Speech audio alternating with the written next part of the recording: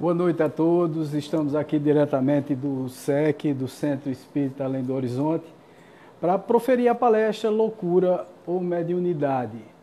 Nós antes vamos fazer uma prece para abrir os trabalhos de hoje, os trabalhos da noite de hoje, exatamente pedindo a proteção dos espíritos, a inspiração, que nos inspire, que nos traga realmente as palavras certas para que nós passemos as informações da maneira mais correta possível. Kardec estava ali dentro, eu nem o chamei, mas pode fazer a palestra, meu querido amigo e irmão. Vamos elevar o pensamento a Deus e aos bons espíritos aqui presentes. Rogamos a Deus, a Jesus e aos benfeitores espirituais que possam trazer para nós uma noite de aprendizado, que fluam os bons pensamentos, ajudando o nosso orador da noite, que tenhamos o aprendizado necessário, que voltemos para a nossa casa sentindo as boas vibrações que o Centro Espírita Além do Horizonte sempre oferece a todos nós. Uma noite de muita paz, de aprendizado e de uma excelente palestra, que assim seja. Assim seja. Bom, gente, hoje a minha tarefa aqui é uma tarefa não é muito fácil, porque na realidade falar sobre mediunidade é muito bom, é muito gostoso, mas ao mesmo tempo fazer uma comparação com a loucura também traz para algumas pessoas, principalmente para algumas pessoas que não conhecem a mediunidade como uma faculdade que é inerente ao ser humano, uma faculdade que é do ser humano, não tem nada de anormal nas pessoas que têm a mediunidade.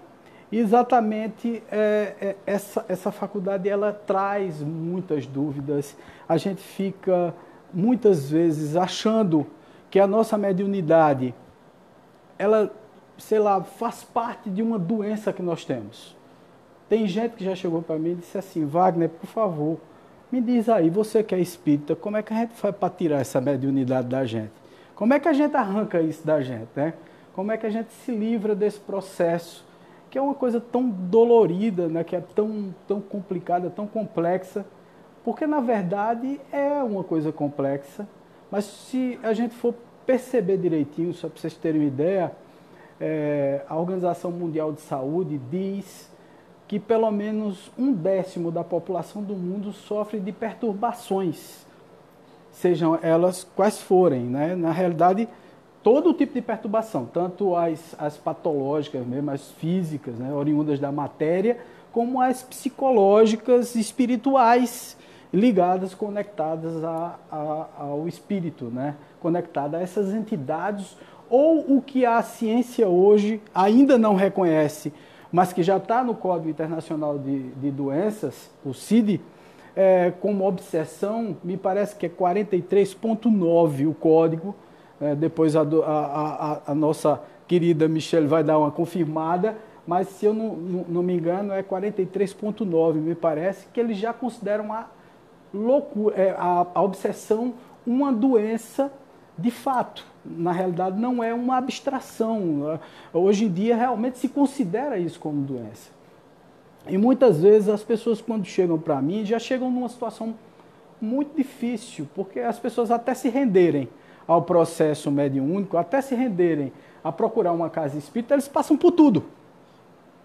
Michele estava me relatando aqui agora há pouco, na sala azul, que uma paciente dela já tentou suicídio várias vezes por conta da mediunidade, né? E acha que é outra coisa, e não procura a casa espírita, e tem um preconceito danado contra a casa espírita.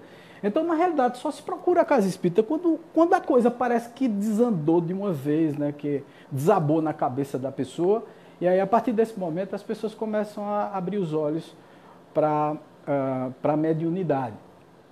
Mas a loucura e a mediunidade, elas se confundem bastante, né? Se a gente for perceber direitinho, as características de um esquizofrênico, por exemplo, né? Se a gente vê esquizofrênico, a palavra esquizo é cisão, né? Frenia é alma ou mente. Então a quebra da mente, é como se rachasse a mente. E a pessoa começa a sentir, por exemplo, ter mania de perseguição, achar que a pessoa que está falando com ela está falando exatamente sobre os problemas dela, escutar vozes, achar que está sendo perseguido. Então, veja só, são todas as características que um médium em eclosão, um médium que está realmente passando pelo processo, sente. O bipolar, por exemplo, a pessoa que tem bipolaridade, ele na realidade tem duas personalidades. Aquilo pode ser anímico ou pode ser mediúnico. E por isso eu vou tratar com vocês, primeiro, de separar as coisas, né? de afastar uma coisa da outra. Primeiro, a paranormalidade. A paranormalidade, todo médium é um paranormal, mas nem todo paranormal é um médium. Então essa é a primeira coisa que a gente deve botar na cabeça. Todo médium é um paranormal, mas nem todo paranormal ele é um médium. Ele pode ser um sensitivo. E todos nós médiums somos sensitivos de alguma forma. Quem definiu essa palavra e quem criou foi logo depois da palavra mediunidade, que foi criada por Allan Kardec, foi Charles Richer, prêmio Nobel de Medicina no século XIX, um cientista, e que queria realmente dividir essas duas coisas, né? Dizer assim, olha, puxa vida, tem a mediunidade, mas também as nossas potencialidades mentais são grandes, nós podemos fazer determinadas coisas. Como é que eu distingo, né? Como é que eu separo o médium da pessoa que não é médium e que tem uma faculdade, uma sensitividade, que tem uma paranormalidade não mediúnica? Por exemplo, existem pessoas que podem mover um livro, esse livro aqui de Allan Kardec, esse Evangelho, de um lado para o outro. Mas você diz assim, mas como é que eu vou saber se é espírito ou se não é espírito? A pessoa que está querendo movimentar um livro de um lado para o outro, ele teve a intenção de movimentar o livro de um lado para o outro. Então ele olhou para o livro e disse assim, movimente desse lado para lá, daqui para lá. E o livro se movimenta, o livro vai. Então, isso aqui é uma sensitividade, ele é um paranormal, mas ele está movimentando isso com o pensamento dele, não está movimentando com a força dos espíritos. O médium é todo aquele que intermedia a comunicação dos espíritos, sente, ouve, vê, percebe os espíritos, sente alguma coisa. Então, se por acaso ele dissesse assim, poxa, eu estou aqui, né, alheio, Kardec está aqui alheio e tal, ele é um médium de efeitos físicos, né, que depois a gente pode até conversar sobre isso. E aí Kardec está sem nem olhar para o livro. E de repente o livro cai no chão. Não seria possível esse livro sair do jeito que estava essa mesa e tal, esse livro cair no chão sozinho. Ou o vento deu, o livro é pesado. Então significa dizer que algum espírito se valeu da mediunidade de efeitos físicos de Kardec e jogou o livro no chão. Então, isso é mediunidade. O espírito agiu através do médium, que é quem intermedia essa comunicação, e jogou o livro no chão. Então, essa é a diferença básica entre um paranormal, né, que tem mediunidade, ou um paranormal anímico, quer dizer que vem da própria alma, vem da própria mente dele. Muitas vezes as pessoas confundem muito. Quando as pessoas chegam nos centros espíritas, existe sempre alguém que lá no meio, lógico que tem gente que tem a capacidade de fazer isso.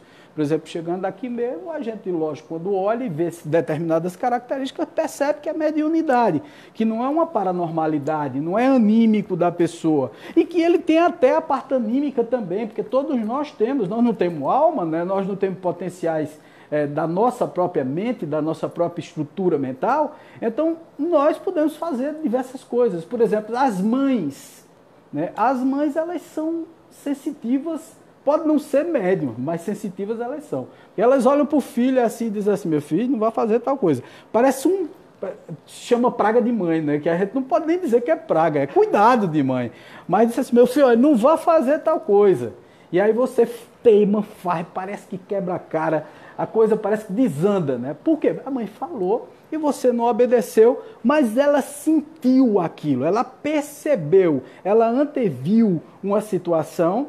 E, portanto, ela tem, naquele determinado momento, uma certa paranormalidade, mas não mediúnica. Kardec, no livro dos médiuns, e também no Livro dos Espíritos, perguntou aos espíritos, porque era uma discussão danada lá na Sociedade Parisiense de Espiritismo, e Kardec perguntou aos espíritos se os animais tinham mediunidade, porque os animais, por exemplo, você vê um gato, o gato numa casa mal assombrada, ele se arrepia todo.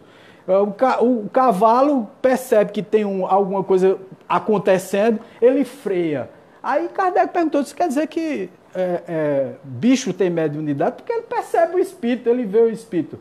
Aí os espíritos responderam, o bicho não tem mediunidade, ele tem paranormalidade, quer dizer, ele é um sensitivo, ele sente os espíritos, mas ele não está ali vendo, ele percebe, ele sente pela paranormalidade dele. As plantas têm paranormalidade, tem essa sensibilidade, os animais têm essa sensibilidade, até os níveis subatômicos têm essa sensibilidade de perceber quando alguma coisa vai o atingir. Foi feita até uma experiência muito interessante com plantas, onde o cientista, né? Isso é um parágrafo que eu estou abrindo para que vocês entendam essas duas coisas, porque muitas vezes a gente se acha sensitivo ou médium, né? E não sabe diferenciar as duas coisas, não sabe o que é o quê. E aí muitas vezes fica pensando, poxa vida, será que eu estou ficando doido? Será que eu sou uma pessoa poderosa? Porque tem gente também que já exagera, né? Já acha que mediunidade é posto, que é cargo para alguém. É um negócio tão complicado, né? Tão complexo se você não desenvolve, se você não estuda sobre a mediunidade. E as pessoas têm uma vontade, um desejo tão grande de ser médium. Eu acho isso impressionante, né? Tem gente que fica chateado porque não é médium, né? Tem gente que fica despeitado até com os médiuns.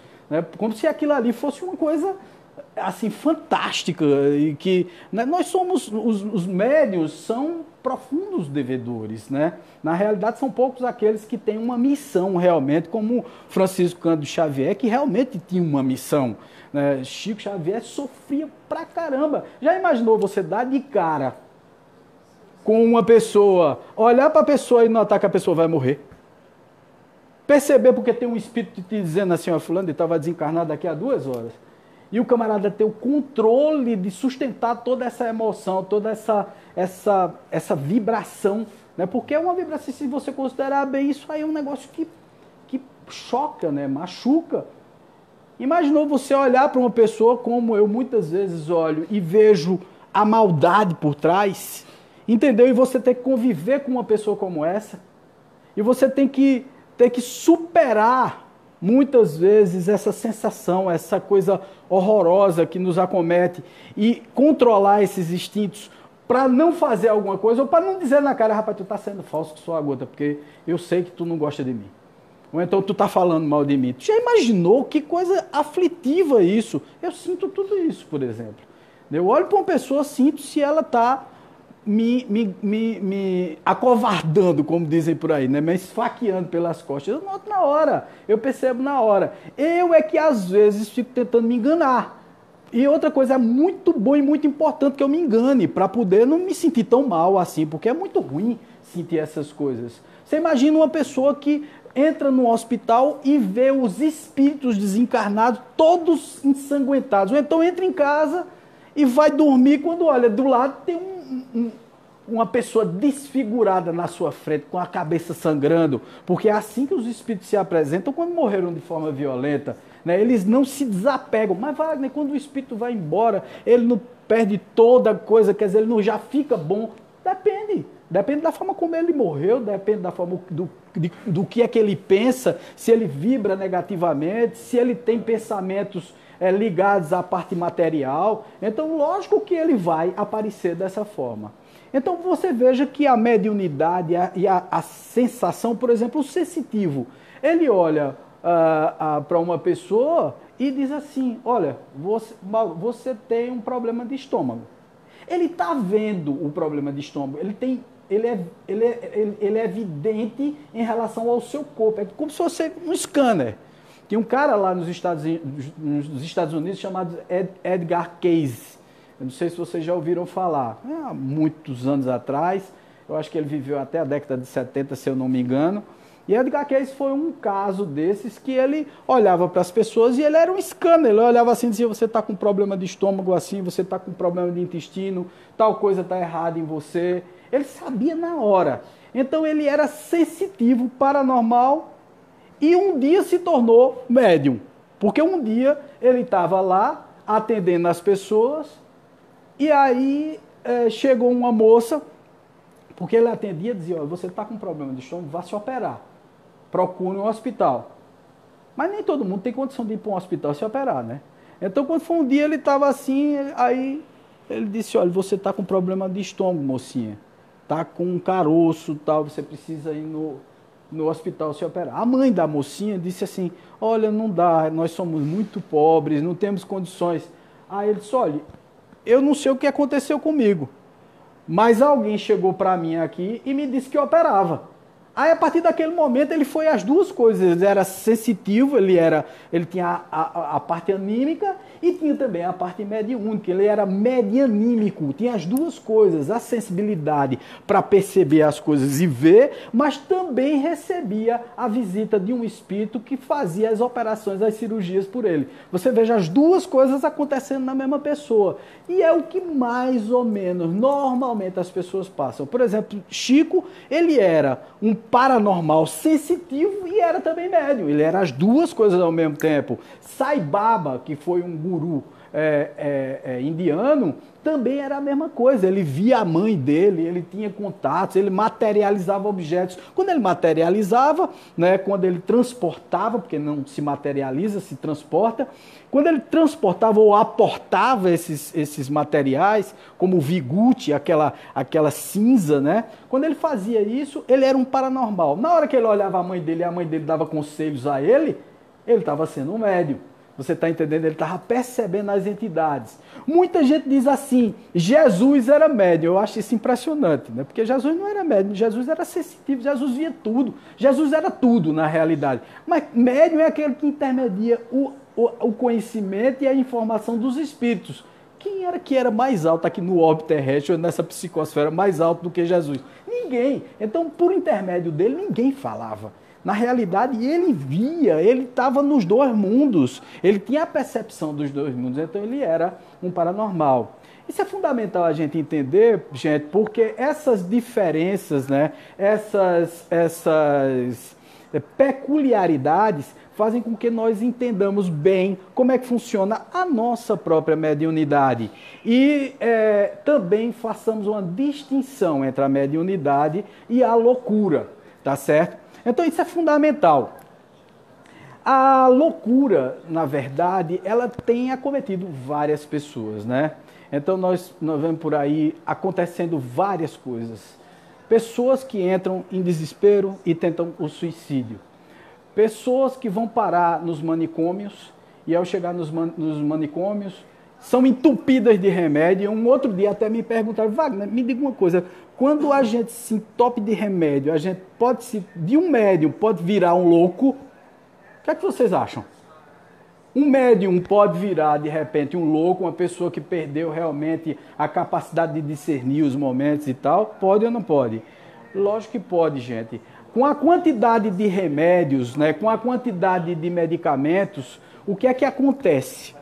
Você começa a embotar os seus sentidos, as sinapses, né, os neurotransmissores começam a se tomar de confusão dentro do seu cérebro. O seu cérebro é uma organização bioquímica, né, você tem uma estrutura lá dentro montada. Então, com o excesso que você tem de remédios do seu cérebro, você termina adoecendo verdadeiramente, você termina realmente se tornando um louco.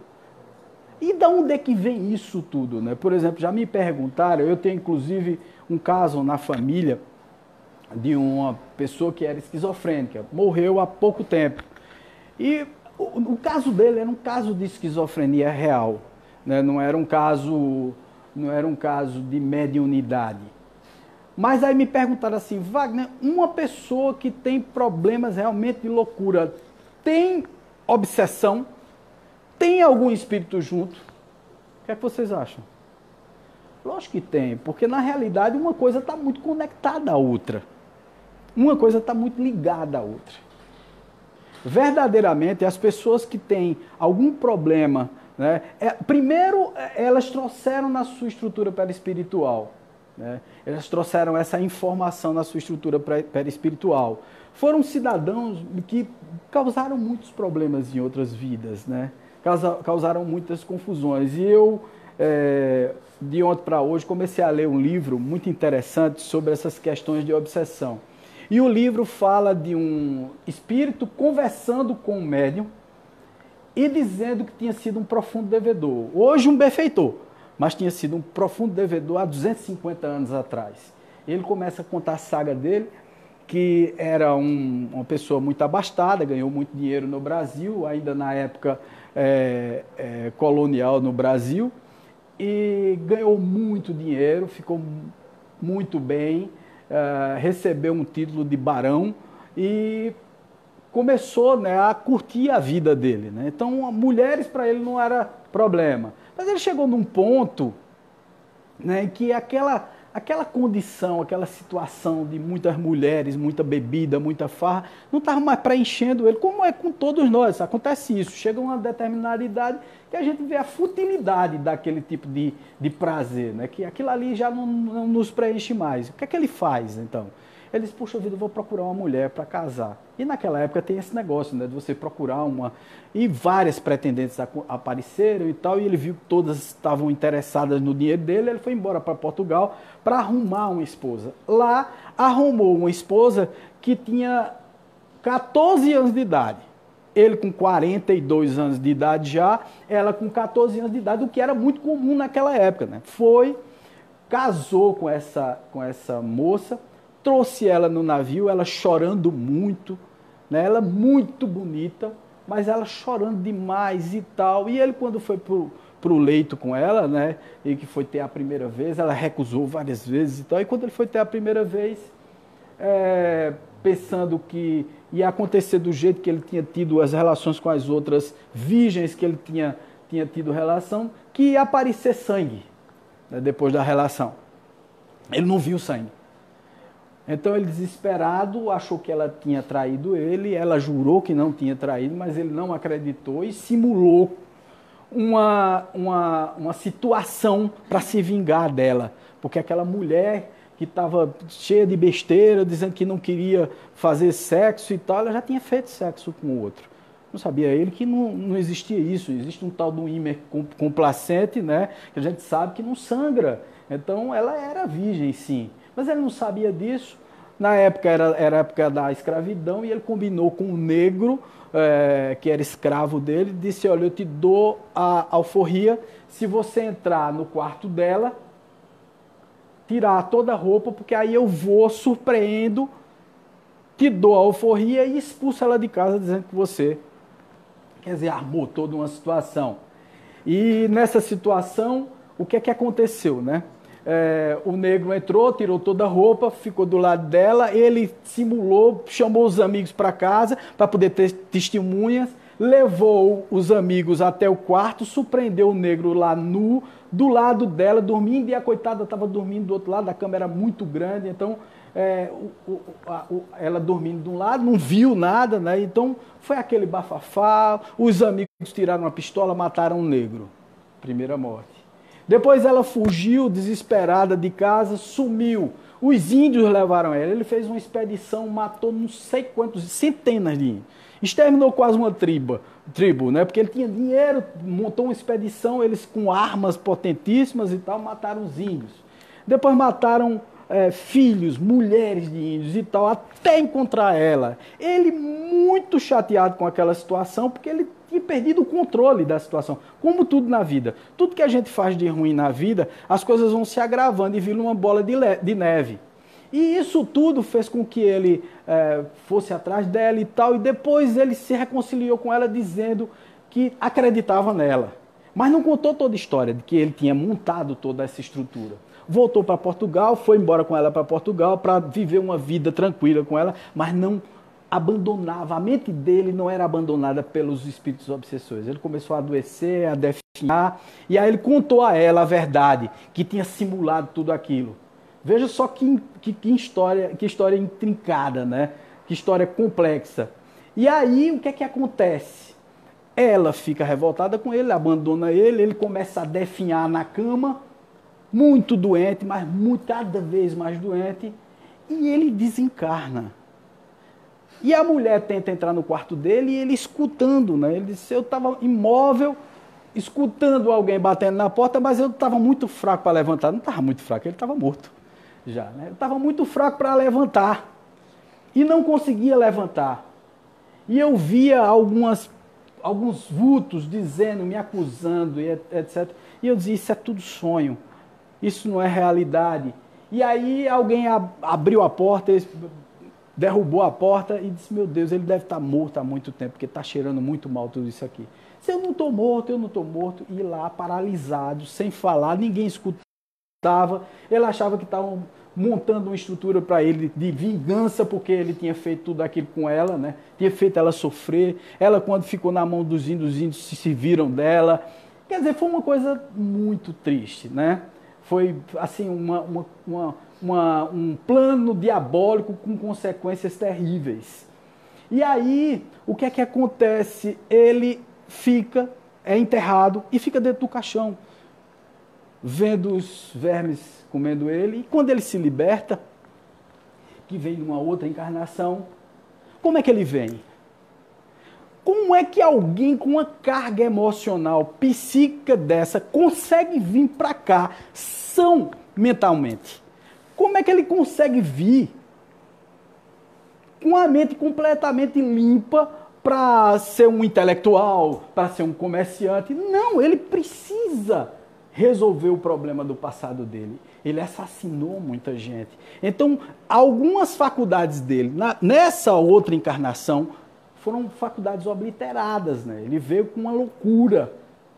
Porque ele não conseguia, ele olhava para os cantos, via os espíritos. Lógico, era mediúnico, mas ao mesmo tempo ele tinha um problema mental. E isso criava toda uma situação de medo, de pânico. Além disso, ele tinha o que a gente chama de memória extracerebral. O que é uma memória extracerebral? Ele lembrava, por conta de todos os traumas que ele tinha feito os outros fazer, os outros faziam ele lembrar da vida, da encarnação passada dele. Então veja só, era um esquizofrênico, patológico, né, material, era físico, ele tinha um problema físico porque ele guardou no perispírito dele, jogou para o cérebro dele estava em desalinho, as estruturas bioquímicas, né, as sinapses estavam todas confusas, ele não conseguia conectar coisa com coisa, ele não teve uma vida produtiva nessa encarnação. E ele morreu sofrendo dentro de uma clínica psiquiátrica. E foi uma coisa terrível para ele, porque ele teve que conviver tudo aquilo. E aí, de certa forma, depurou alguma coisa do que ele tinha passado. Foi para uma outra vida. No umbral ainda deve ter sofrido um bocado, porque essa parte não conta. Então ele sofreu mais um bocado. Quando ele voltou para a Terra, como é que ele volta? Médium. Aí, veja que nós somos profundos devedores. Quando ele voltou também vivendo os mesmos espíritos e tal. Ele não era louco mais, mas era médium. E as pessoas chamavam ele de louco. Então veja como é complexo o processo de reencarnação. E se a gente não levar em conta vidas passadas, a gente acha que a nossa loucura, ela dessa vida, mas o que foi que eu fiz para estar passando por tudo isso? Aí você culpa Deus. Você culpa todo mundo. O pecado original, né? Porque é muito conveniente. Você fez um monte de barbaridade, você praticou um monte de iniquidades e você acha que você vai se livrar daquilo tudo. Que as coisas vão passar assim. Não passam, gente. E não é Deus que faz isso com você. Deus não está te castigando. É você quem está se castigando. Do mesmo jeito que ele sentia um remorso tremendo por todas as almas que ele tinha interrompido a vida, do mesmo jeito que ele sentia tudo aquilo naquela época, ele estava sentindo agora, uma encarnação depois, 2 encarnações depois, 3 encarnações depois, porque ele se livrou só e começou a se recuperar com 4 encarnações depois só. Você perceba que não é fácil. Isso não é um processo fácil. Não é uma situação fácil. Ele ainda veio como deficiente físico. Ele ainda teve uma vida curta, porque em determinado ponto terminou se suicidando, porque não aguentou a pressão dos espíritos falando nos ouvidos dele, e ele aí se joga e se mata. Então é uma saga que demonstra muito bem como as loucuras patológicas podem acontecer e como depois, de uma forma redentora, a mediunidade vem para você ajudar pessoas. Que esse é o grande problema das pessoas. As pessoas querem desenvolver a mediunidade. Wagner, eu queria desenvolver a mediunidade. Já ouvi isso, meu querido Kardec? Eu queria desenvolver a mediunidade. Eu digo, sim, beleza, pura. Ótimo. Mas eu quero só participar da reunião. Eu não quero fazer outra coisa no senso. Meu amigo, o seu trabalho é grande. É longo. É penoso. Eu não preciso nem olhar para a sua encarnação passada para saber que você é um devedor. Não estou julgando você. Eu só estou dizendo de mim mesmo. Porque se eu me olhar no espelho, eu vejo um devedor. Eu vejo um profundo devedor. Eu tirei do universo. Eu preciso colocar de volta. Eu matei pessoas. Eu preciso me reconciliar com essas pessoas. Como é que eu faço isso? Chico dizia muito bem isso. Todos os bens que nós fazemos aqui na Terra, tudo que a gente faz na Terra, nós terminamos diminuindo, minimizando essas coisas que nós praticamos no passado. Então, quanto mais o médium trabalha, não só como médiums, mas também um sopão, ajudando pessoas, abraçando as pessoas no centro, sendo afável, controlando a própria língua. Porque muitos dizem assim, não, olha, é muito bom esse negócio de espiritismo, porque tem mediunidade lá dentro. E Clóvis Nunes tem um negócio muito bacana que ele diz, que eu sou fã de Clóvis Nunes, né? Eu gosto muito da assertividade dele, da dureza com que ele trata determinados assuntos. Eu gosto muito de franqueza, né? Então a doutrina espírita se ocupa muito de uma religião que está se transformando numa coisa falsa, se esquece muito do estudo, se esquece muito das comunicações mediúnicas que são fundamentais, mas não são o foco, e se esquece principalmente da mudança íntima. Porque o que vale em tudo isso é você se transformar intimamente. Se você começa a se transformar, as coisas começam a mudar.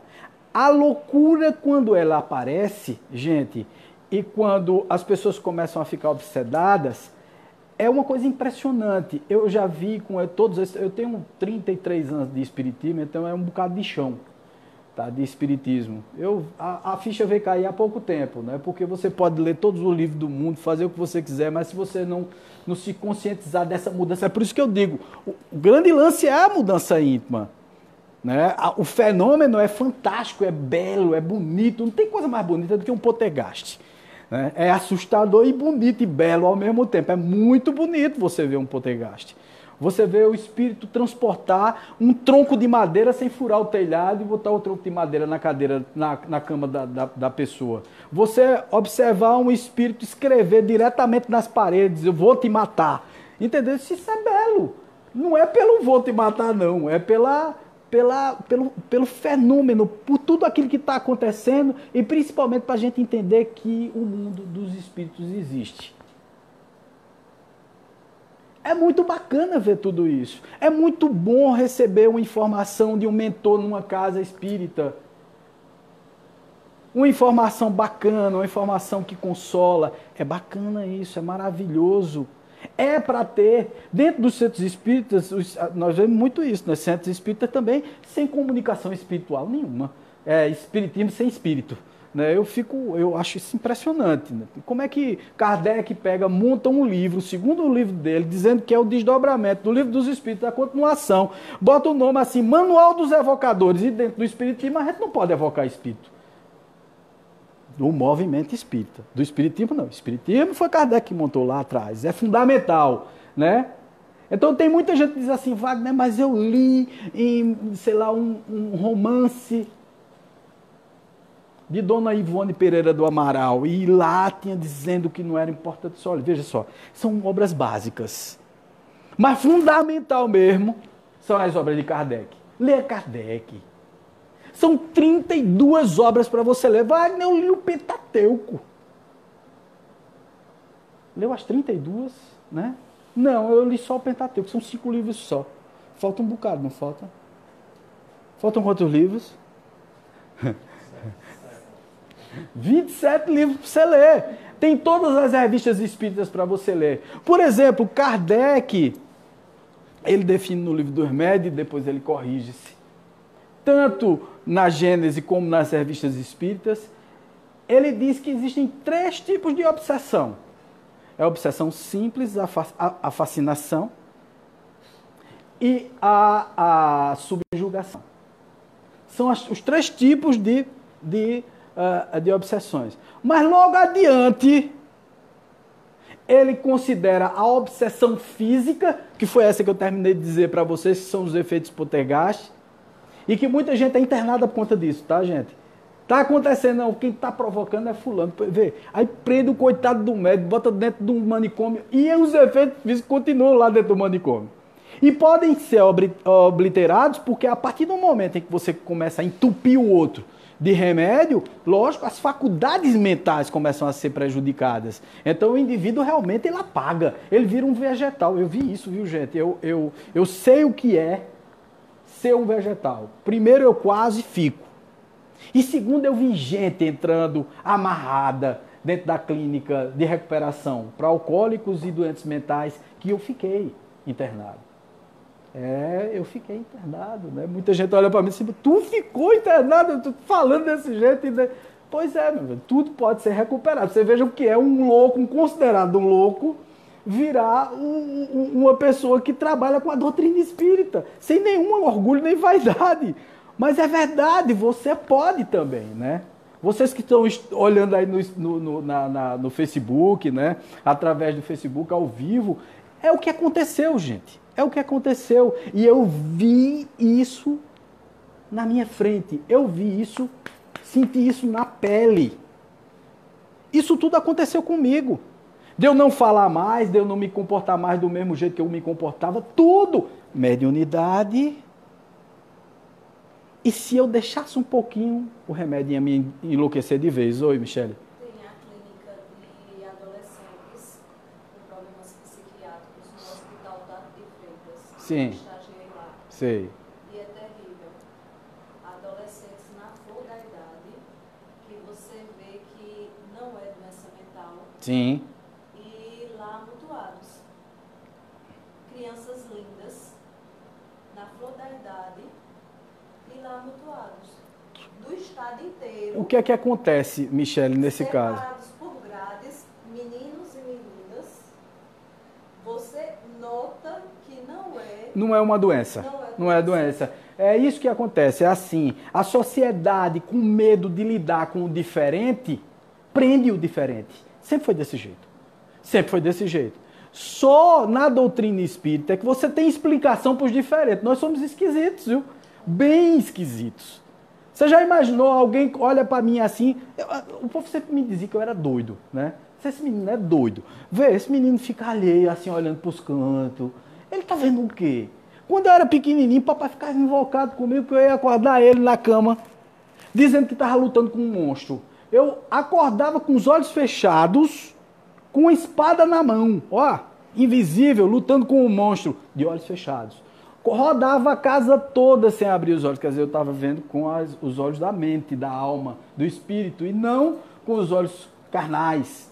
Então você veja que o cidadão que é... Eu fui levado para psiquiatra desde menino, olha, leva o menino para psiquiatra, me encheram de remédio. Hoje em dia eles dão Ritalina aos meninos. Os meninos estão vendo tudo, enxergando tudo. Lógico, as percepções abriram. Aí você tome Ritalina no menino, para o menino acalmar a pancada, para tranquilizar.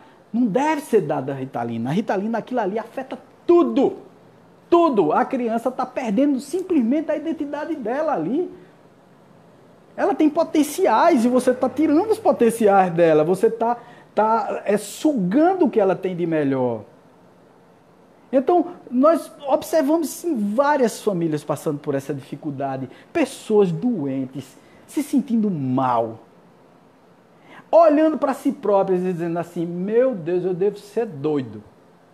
Eu já vi coisas, gente, que vocês não imaginam, né? Eu já vi situações, porque aí Kardec citou a obsessão física, onde existem os fenômenos poltergeist, porque a obsessão física é o seguinte, não é contra determinada pessoa a obsessão.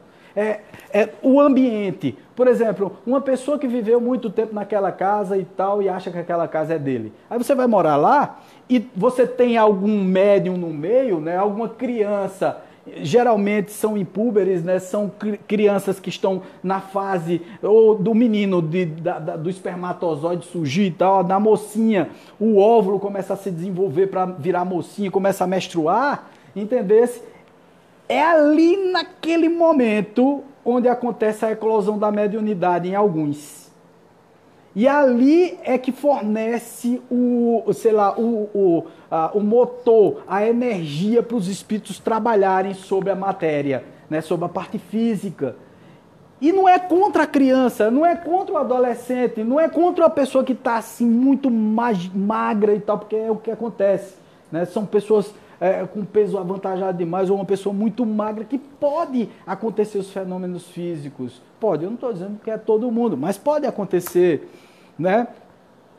Todos esses fenômenos acontecem, não é contra a pessoa, é o ambiente. Então o espírito vem tomar conta do ambiente e vem dizer assim, ó, aqui é a casa minha, viu?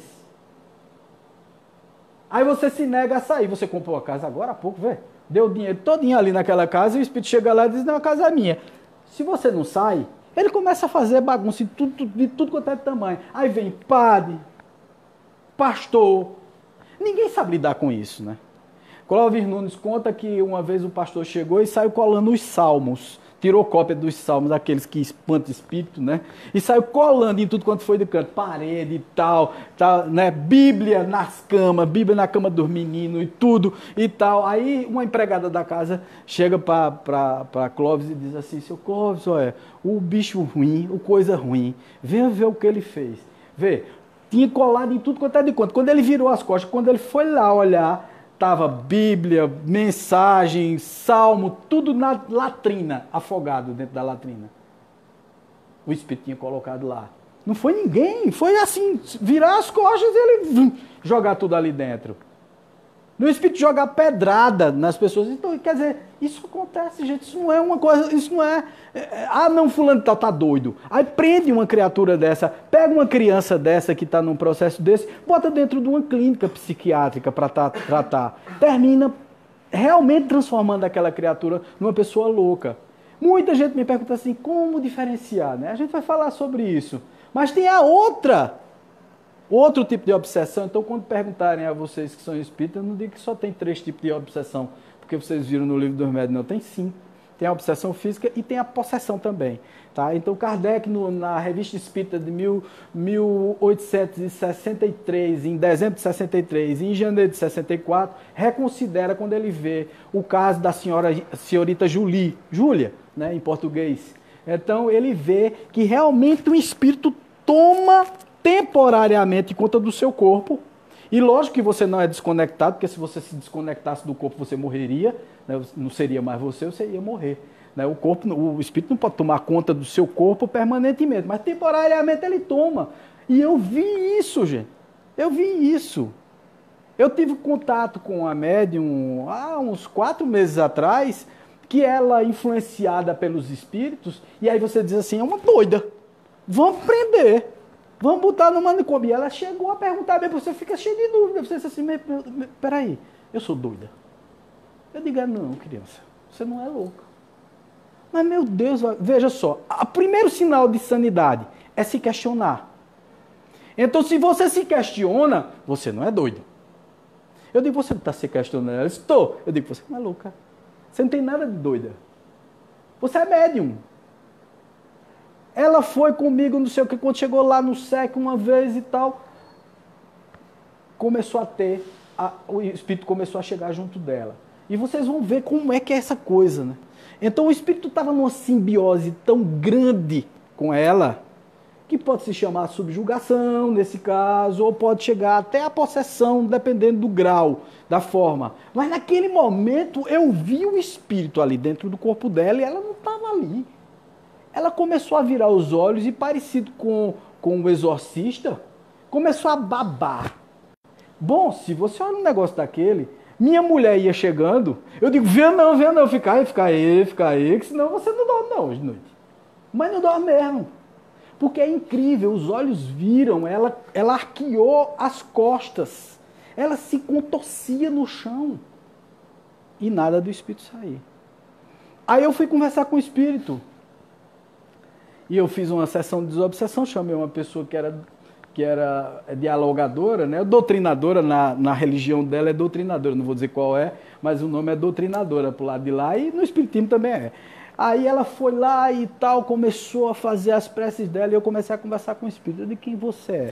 E ele se contorcia de dor, né? Isso já no outro dia. Se contorcia de dor, ela influenciada, ela não conseguia... Veja só como é que se dá esse processo socialmente. Ela não conseguia trabalhar mais, ela não conseguia se concentrar. Quando ela chegava no centro espírita, porque disseram a ela que fosse no centro espírita, o povo, ao invés de ajudá-la, explorava a coitada da moça. Tá entendendo? Então a moça entrava nas reuniões mediúnicas para ir para as regiões umbralinas, piorava tudo, né? Porque, veja, ela sem conhecimento, sem estudo, sem nada, recebendo espíritos umbralinos, espíritos extremamente pesados e densos, além da obsessão que ela já tinha. Então, quando ela foi conversar comigo, do lado estava a moça fazendo as preces, mandando a emissão de pensamentos positivos, né? Boas vibrações, etc., para conversar com o espírito. Eu começo a bater um papo com o espírito. Aí o espírito nada de fala, eu disse, por que você não fala? Aí se contorcia. Aí, determinada hora, ela deitada, ela disse, com os olhos fechados, se contorcendo, aí fez assim.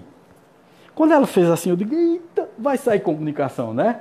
Eu quero saber quem está aí, se é Satanás mesmo, se Beuzebu chegou aí, parou, né? Vamos lá, vamos conversar. Aí peguei a prancheta, rápido, com a caneta, e ela, gente, é aí que a gente vê a natureza das comunicações, né? A veracidade das comunicações. Porque ela de cabeça para baixo, com os olhos para lá, ela escrevia. Com uma mão que ela não escreve. E a mão arqueava assim, ó. Arqueava. Ela canhota, escrevendo com a direita. A mão arqueava, como se alguém estivesse pegando na mão dela e escrevendo. Aí ela disse quem era, o espírito disse quem era, quando tinha morrido, que fazia já 100 e poucos anos que ele tinha morrido, que estava do lado dela porque amava ela. Então o obsessor não é só quem te detesta, não. Quem tem posse sobre você, quem acha que você é dele, ele vai pedir a posse de volta, porque isso é um sentimento humano. Está baseado na nossa estrutura mais baixa do cérebro, que é o arqueocórtex. São as sensações de ódio, de posse, de desejo, de vontade de ter. E a gente continua com isso, viu? Continua. Porque as pessoas parecem que são nossas posses. E aí, veja, quando você vai para o mundo espiritual, você acha mesmo que você não vai, pedir de volta essa posse que você acha que tem sobre o outro? Você vai pedir. Você vai solicitar essa posse. Você vai dizer, não, eu sou dono dela. Aí ela está namorando com outro, você morreu, né? Tá, desencarnou e tal, e ela está namorando com outro. Ela aí vai dar bronca isso. O mesmo ciúme que você sente aqui, você sente lá. E às vezes lá o ciúme é muito maior, porque lá você tem acesso a tudo. O ciúme daqui você sai, por exemplo, o marido que perdeu a mulher, sai com outra mulher, mas vai para um motel e tal, você nem vê, né, que se separou da mulher. A mulher nem vê. O espírito não, o espírito vê. O espírito acompanha. O espírito sabe que você está com outro. Você imagina a revolta disso. De um espírito apegado ao outro. Não é para endoidar o outro, não. Endoida, porque se ele tem tem uma sensibilidade muito grande a todas essas sensações, porque tendo ou não tendo, ele vai estar junto, ele vai estar influenciando, ele vai estar te afastando das pessoas e tal. No caso dela, ele era doido por ela. E você sabe o que era que ele fazia para poder ter ela sempre do lado dele? Ela, como ele tinha se matado, ele deu um tiro no próprio estômago, por isso que ele se contorcia, e ele via o sangue saindo do estômago dele. Então, o que era que acontecia? Ele, todas as vezes, como ele não reencarnou junto com ela, todas as vezes que ela reencarnava, ele obsidiando ela. na cola dela. E fez ela se matar 3 vezes até essa encarnação da agora. 3 vezes ele fez ela se matar. Você percebe isso? Para quê? Foi porque ele tinha raiva dela? Não. Porque ele queria ela do lado dele, mas não encontrava, porque isso não funciona. Então ele ficava extremamente frustrado, cada vez mais triste, cada vez mais dependente dela. Quando ela reencarnava, ele desde criança acompanhando ela. E ela sempre com a percepção mediúnica, quando sentia todas aquelas coisas, aqueles enjoos, aquelas tristezas e tal, ela ia e se matava mais uma vez. Vocês percebem o intrincado desse processo? Como esse processo é complicado? E como você tem que ter muito amor? Aí, Wagner, como é que tu conseguiu? Né? Eu não, ela. Né? Porque na realidade, a gente foi conversar com ele, chamou a mãezinha dele, que ele era muito apaixonado pela mãe também. A mãe chamou ele para ser tratado. E eu mostrei para você, veja como é importante a desobsessão nas casas espíritas e como a gente pode curar uma pessoa que poderia ser acusada de louca ou então que poderia se matar. No futuro bem próximo, porque ela não ia aguentar aquela parada por muito tempo. E começou a se tratar, começou a estudar, mediunidade, tá boazinha. E uns 4 meses atrás ela dizia assim, eu sou doida. Ela se contorcia. Se você olhasse para ela, ela era desfigurada. Agora tá bonita. Toda arrumada, toda chique, toda penteada. Mudou. Percebe isso, gente. Que isso não é loucura. Que é obsessão. Você está entendendo que a estrutura mediúnica dela, o potencial mediúnico dela era um canal aberto. E o danado é o seguinte, é que quando saiu ele, veio o pai dele com raiva, porque ele tinha se matado por causa dela. Aí eu tive que tomar conta também, conversar com o pai. Quer dizer, múltiplas obsessões, é por isso que eu digo, as obsessões elas não são tão simples assim. Eu afastei o espírito, então está livre agora. Às vezes nas casas espíritas tem esse romantismo de a gente afastar um, achar que já afastou todo mundo. Às vezes é uma legião de espíritos que estão caçando você, como desse caso que eu contei para vocês. Desse espírito que matou uma tribo inteira de índio. Você acha que uma tribo inteira de índio vai estar deixando ele em paz? Que esses espíritos não estão revoltados com ele? Que não vão ficar cobrando a ele? Percebe a quantidade de trabalho que esse cidadão teve que ter para poder se redimir das culpas que tinha na própria consciência? Percebem isso, gente? Você percebe que ela também catou isso, porque na encarnação que ela conviveu com ele, ela tomou ele de alguém, era primo dela. O cara estava casado com outra mulher. Ela fez a outra mulher se matar. História, gente. História de vida. Isso não é para se impressionar. Isso acontece todos os dias na nossa sociedade. E nós levamos isso para o mundo espiritual. E quando trazemos isso de volta, trazemos em forma de loucura ou obsessão.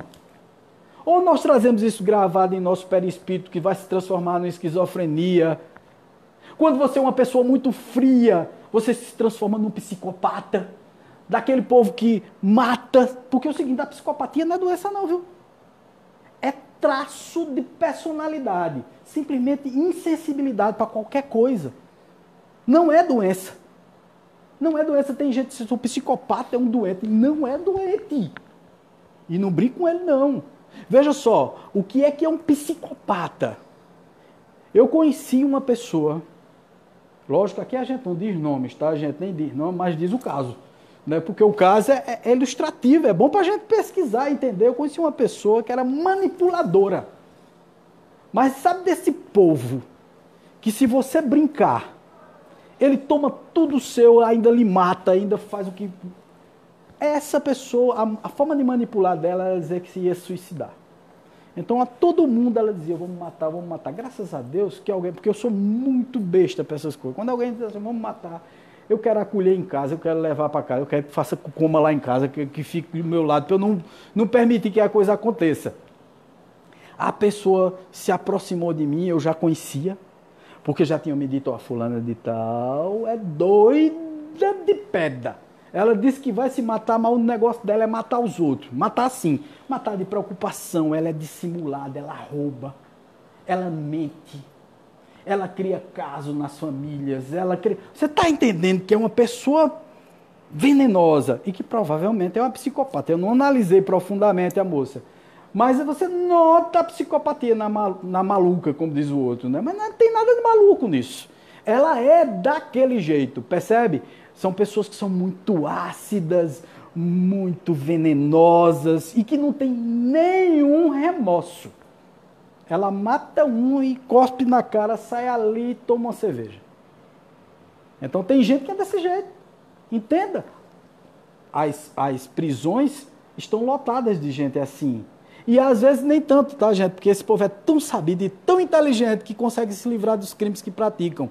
Geralmente você descobre o psicopata quando ele matou dezenas. O psicopata que vai lá e mata, né? Que é assassino realmente, é serial killer.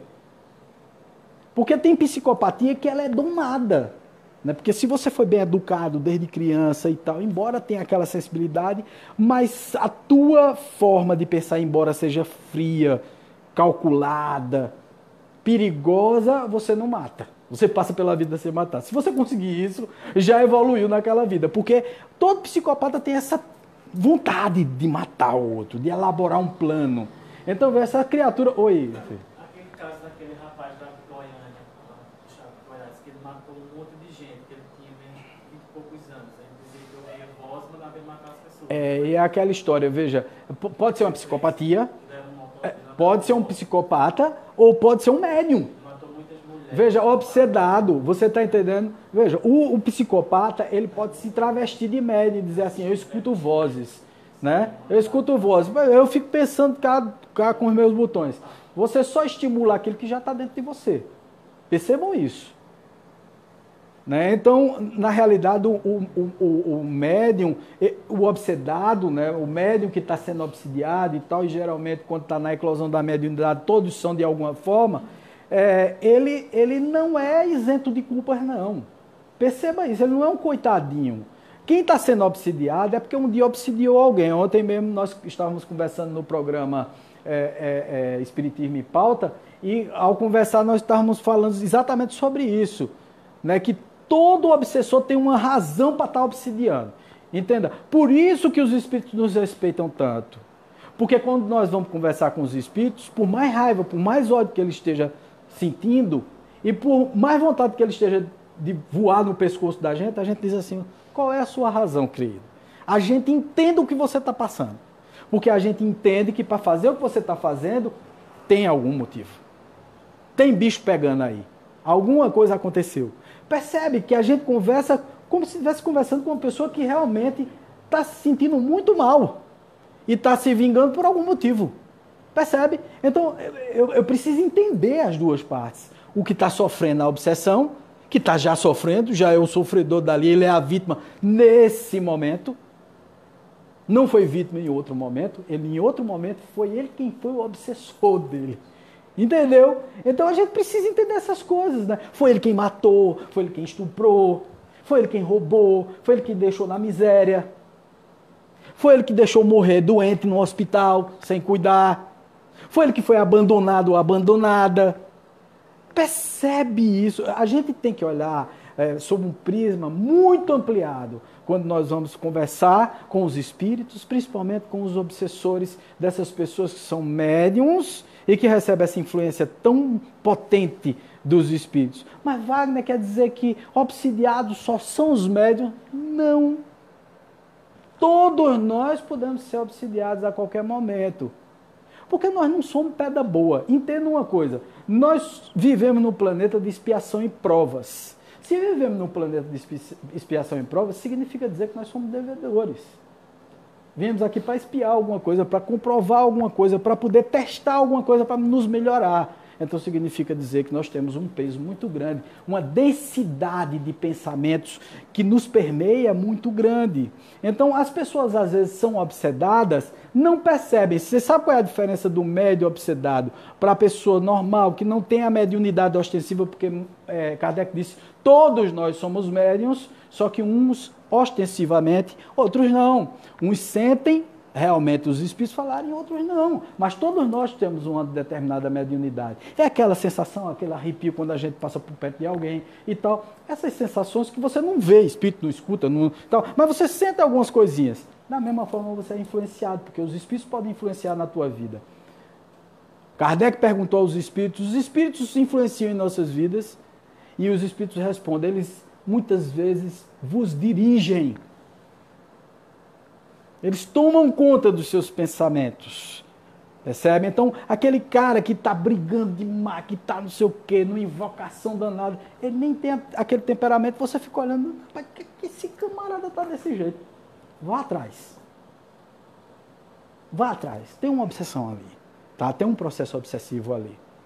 Geralmente, as pessoas podem passar por tudo isso, serem chamadas de loucas. Veja, uma pessoa que tem um comportamento calmo, tranquilo, afável, tal, de repente se revela um ditador. Como é que isso aconteceu de uma hora para outra? Uma pessoa que não tinha vícios nenhum já começa a beber, fumar maconha, cheirar cocaína. E aí? De onde surgiu esse comportamento? De onde veio isso tudo? Mas lógico, nós damos acesso a isso? Lógico que nós damos. Um outro dia me perguntaram, Wagner, feitiço pega, né? Feitiçaria pega? Eu digo, lógico que pega. Mas Wagner, pega, filho. Veja, nós somos fraquinhos. Quer ver quando o feitiço pega? Você começa a dizer maledicência. Quem é da gente aqui que não fofoca um do outro? Quem é da gente que não pensa mal do outro? Qual da gente? Então, gente, vamos nos reconciliar com os nossos inimigos enquanto estamos aqui. Porque quando eles estiverem lá, eles podem nos fazer passar por loucos. E nós somos apenas médiuns. Então, muitas vezes, tem essas características que a gente precisa observar muito bem. Para finalizar, eu queria dizer para vocês que, na realidade, todas essas coisas podem ser mudadas dentro de nós. A partir do momento em que nós estudamos, nos aperfeiçoamos e, principalmente, mudamos a nossa luz. Nós somos lucigênitos. Nós temos a luz dentro de nós. E se temos a luz dentro de nós, nós podemos mudar ao nosso redor toda a sociedade, a nós mesmos primeiro, a nossa família, por consequência, e toda a sociedade, através da mudança de padrão vibratório, de pensamentos, de emissão de energias negativas. Mudar tudo isso, se transformar num ser do bem, emitindo coisas positivas, sendo otimista. Não está chafurdando notícias péssimas da internet, porque é o que as pessoas fazem ultimamente. O negócio é ver sensacionalismo. Se tiver o sangue correndo, o negão vai lá e liga a televisão para ver o sangue correndo. Se o sangue estiver correndo na esquina, ele vai lá e vai participar. Aquilo tudo você está trazendo todas as entidades junto com você. Todos os pensamentos, toda a egrégora que está envolvida naquela violência se acopla ao seu pensamento e transforma você numa pessoa obsedada, numa pessoa perturbada. Então, médium principalmente, médium não deve se envolver com determinadas situações. Bebidas, lugares muito agitados, hospitais, prisões. O médium preparado, ele vai para qualquer canto. O médium despreparado, cuidado, vai dar bronca. Porque você vai adquirir todos aqueles pensamentos. É uma egrégora, você é uma esponja. Você é um transmissor recebendo mensagem, um rádio na frequência certa para muitos espíritos. Então se torne luz tanto quanto possível. E ninguém está dizendo que você vire um santo, mas que você se transforme pessoalmente, intimamente, nos seus comportamentos, comentários, vivência, atitudes do dia a dia, que você se transforme numa pessoa melhor, tentando todos os dias.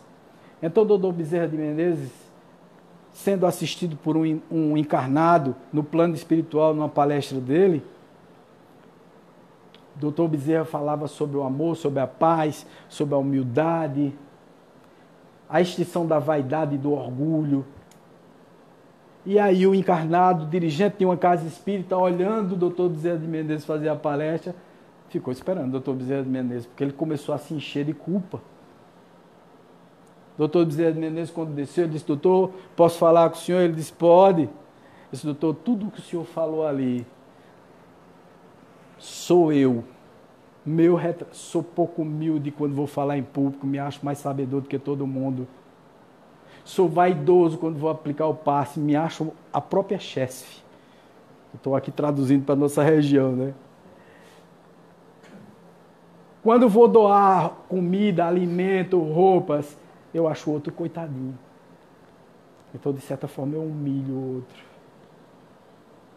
Dr. Bezerra dá um riso. Do espírita para o não espírita é porque o espírita corre do que sente como ruim. E o que não é espírita, ele corre ao encontro para abraçar todas essas falhas, esses defeitos de fábrica que nós temos. Então, se nós estamos correndo disso, é exatamente isso que nós devemos fazer. Corra disso. E são atitudes muito simples diárias para você correr disso tudo. Não vibre negativamente. Se alguém está falando mal de alguém, você diz, olha, quer falar de alguém? Não, eu tenho um segredo para te dar. Se é um segredo, é seu só. Eu sou chato nisso. Tenho um segredo para te contar. Eu digo, se é um segredo, para que danado tu vai me contar? Aí deixa de ser segredo, né? Então, o segredo é aquilo que fica só com você. Por favor, não me conta. Não me conta segredo. Não me conta porque vai levar um fora. Entendesse? Eu sou pouco fraterno nessas coisas, não gosto. Por quê? Porque eu já fui fofoqueiro. Entendesse? É aquela história, eu vejo no outro o defeito que eu tenho muito. Então eu me controlo demais. Aí tu vem pegar e estimular o defeito em mim. Eu digo, não, Violão, deixa eu melhorar uma coisinha.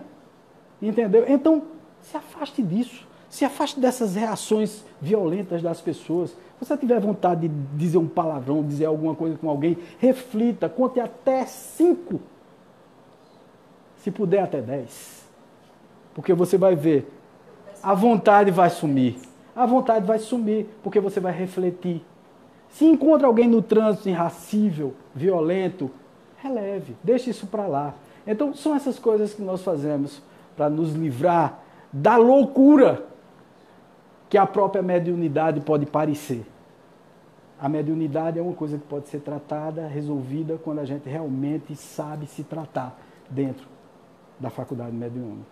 Obrigado vocês, paz e luz a todo mundo. Valeu, muito obrigado.